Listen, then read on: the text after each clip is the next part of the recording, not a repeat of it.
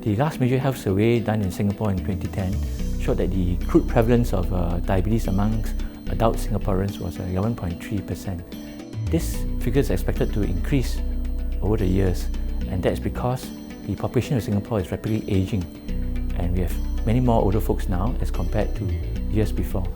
Together with this, obesity has become a bigger health problem in Singapore over the last few years as well. And this is affecting the younger folks and the middle-aged patients. And together, these two factors then increase the prevalence of diabetes, and we expect this to increase over the next few years as well.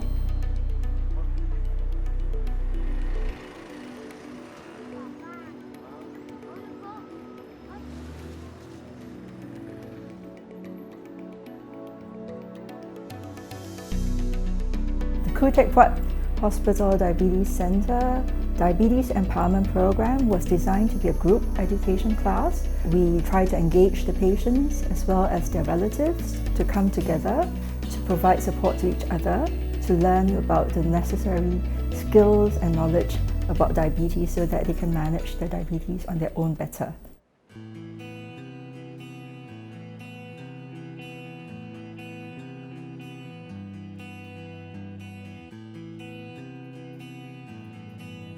The Intensive Insulin Programme has taught me how to think and act like a pancreas.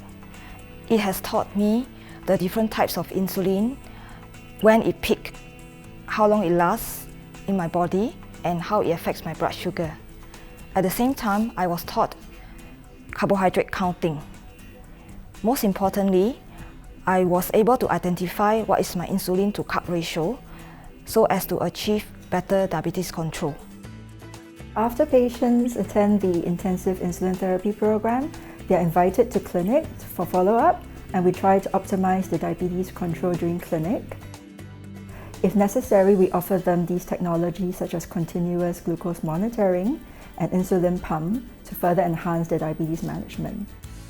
This program has improved my quality of life tremendously. I was able to incorporate exercise into my daily routine such that I feel more energetic to cope with my daily activities and still have good blood sugar control.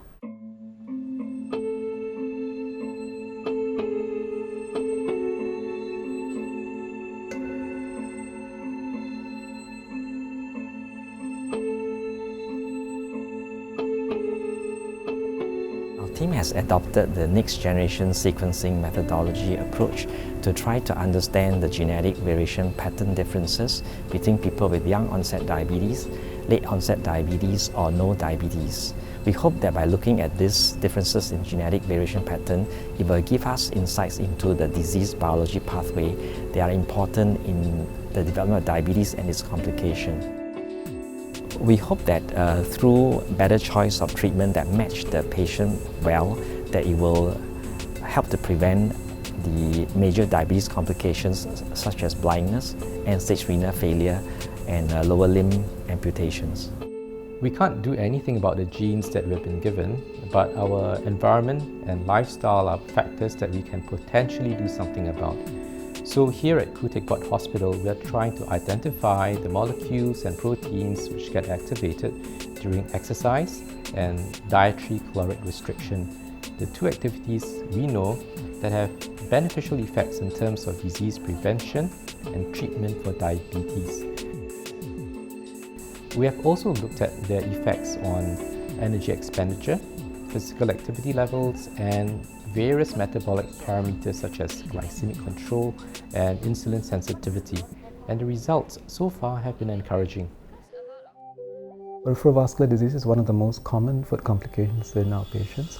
First part of my clinical research was involved in trying to identify what the prevalence of peripheral vascular disease has been in our patients with diabetes, and that's roughly around 15% or so.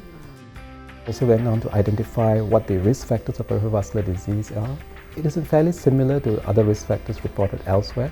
In addition, we also have some novel risk factors associated with endothelial dysfunction as well as markers of vascular stiffness. The next stage of my research is to see which of these identified risk factors will eventually predict outcome of our patients, outcome of gangrene, outcome of amputations, and to try to see also how targeting of each of these risk factors will benefit in reducing the outcome of patients.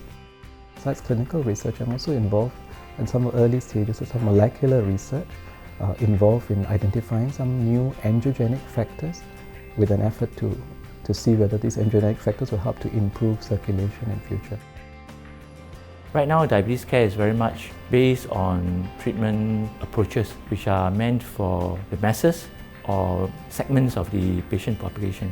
But over time, we hope to be able to customize care and personalize care in such a way that we could then tailor-make treatment regimens for each individual patient based on his profile, whether it is his biodata profile or whether it is his pathologic profile, and then we can practice really personalized medicine for the diabetic patient.